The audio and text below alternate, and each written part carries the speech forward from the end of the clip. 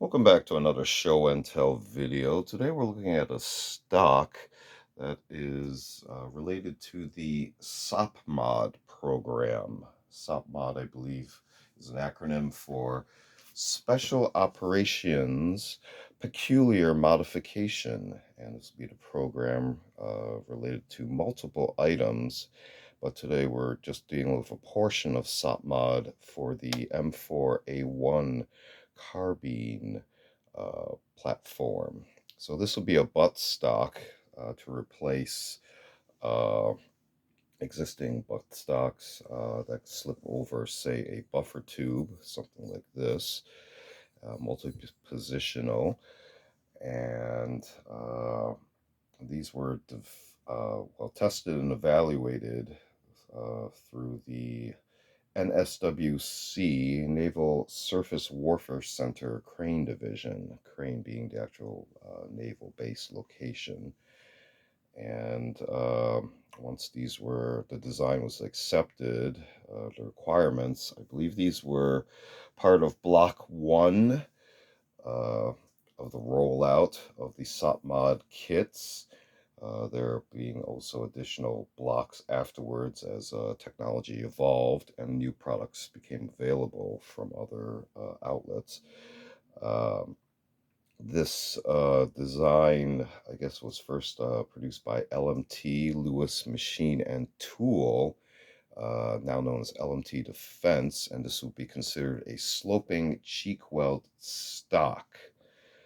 And then I believe in 2011, a company called B5, known as B5 Systems today, also took over production of the stock as well. LMT still continues to produce it, but now other manufacturers can participate in the program as well.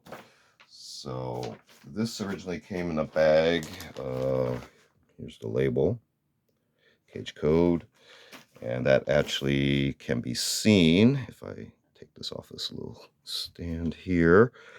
You can see some numbers, and underneath here is the cage code. It's a little bit dark.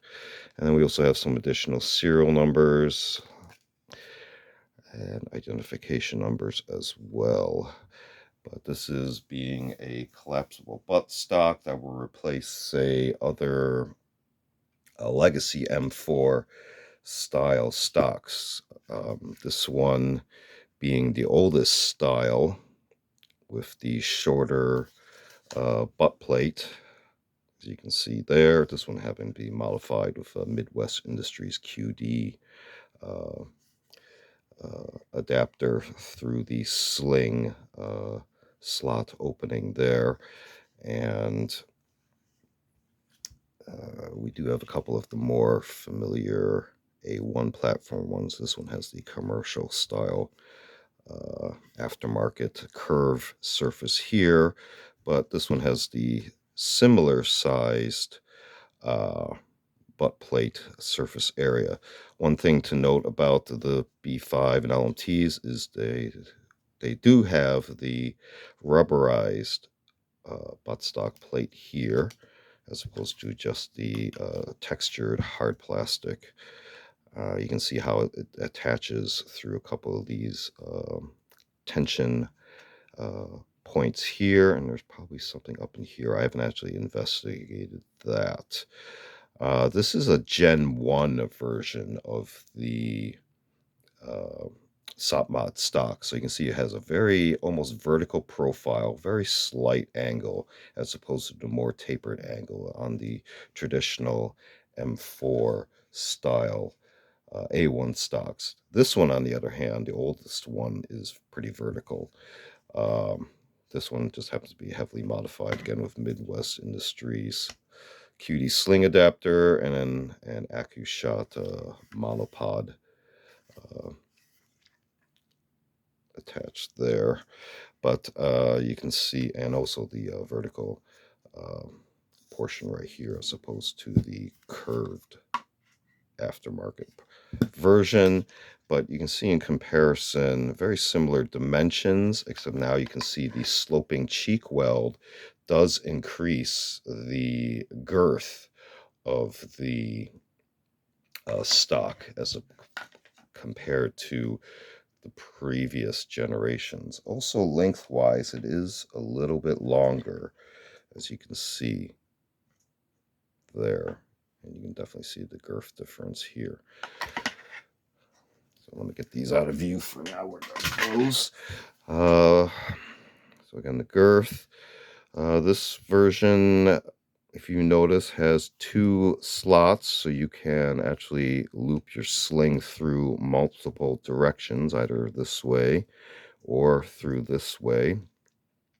We do have a textured lever. This being coyote tan, they did make the other controls to match the coyote tan as well. LMT, I believe, has anodized parts, so they will have less wear of this type of finish. If you notice here, we just have this drill through point here. I do believe there are QD cups that can be added to this. I just have not acquired any at the moment. The next generation stocks do have QD cups formed into them. You can see those on the LMTs and the next generation B5s as well. B5 also makes angled stocks, I believe the Bravo, and they also make different length versions of the SOPMODs as well. This being what would be considered the government dimensions. If you notice here, we have 2 storage compartments. These are a little bit stiff, although with more use, they are easier to remove. So one trick I have found is they are pretty easy to twist out. And in order to get them out of here, a little push from behind this way helps to push the tube out. So you can see a little bit of air gap there. And this will be the stopper lid. It is a very tight fit because it is intended to be waterproof. You can see 2 O-ring grommets there. And that, again, is just air gap. There's actually no hole into the tube itself. So that is sealed once you put the lid onto there. Now, this does have to go back at a specific angle. Otherwise, you will pretty much jam up putting this in. But either one can go on either side because you just have to twist the stopper into place. Now, what I would do then is carefully align it in the same direction this way, and it will pretty much guide you. Once you get it in, it won't rotate. The tube itself won't rotate.